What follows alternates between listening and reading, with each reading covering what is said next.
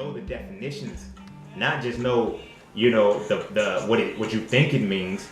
You know what I mean? Truly understand this word, understand why this word was used, how this word even developed. You know, now I'm not saying go through the whole fucking dictionary and break down every individual word, because you have a database of words that you use and hear on a regular basis based off of your social interactions. You feel what I'm saying? It doesn't necessarily have to be the, you know what I'm saying? You don't have to be fucking Plato and Socrates with the shit.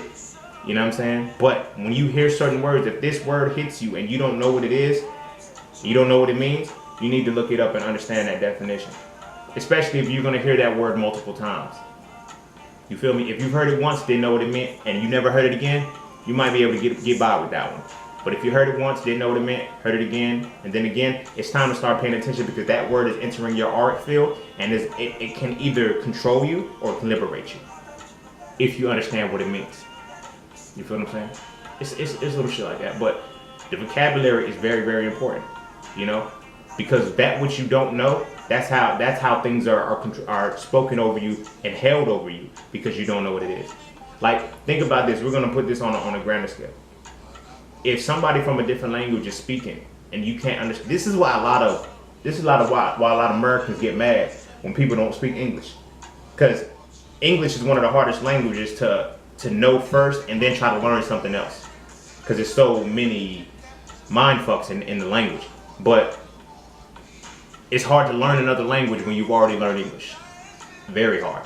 But unless you're learning a Latin language, because Latin is the extension of Latin. You have English, you have Spanish, you have French. There's certain languages that come straight from Latin, so those are easy to learn because they're very similar.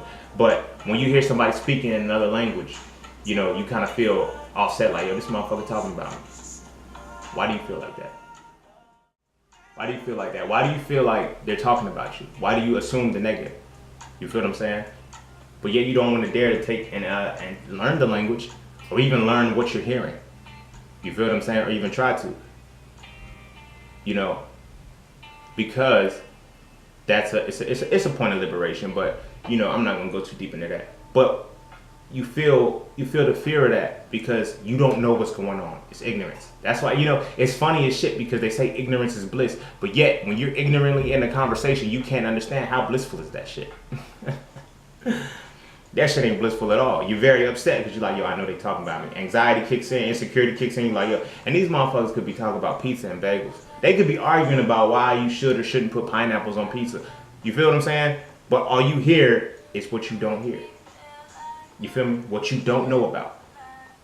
So in real time, even when you speak that language, if you don't have the vocabulary behind it to back the information that you're speaking, you're gonna be fucked up. You know?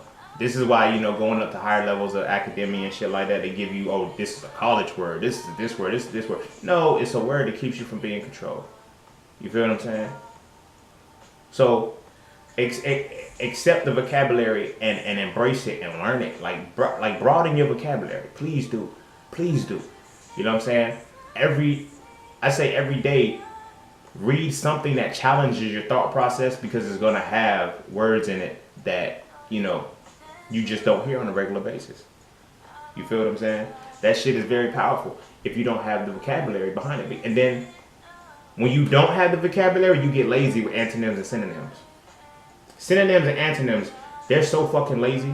I can fuck with antonyms more so because antonyms are the opposite. But even still, you have to get the exact opposite of the word that you're saying, or you have to get the exact duplicate of the word. You should better know the definition.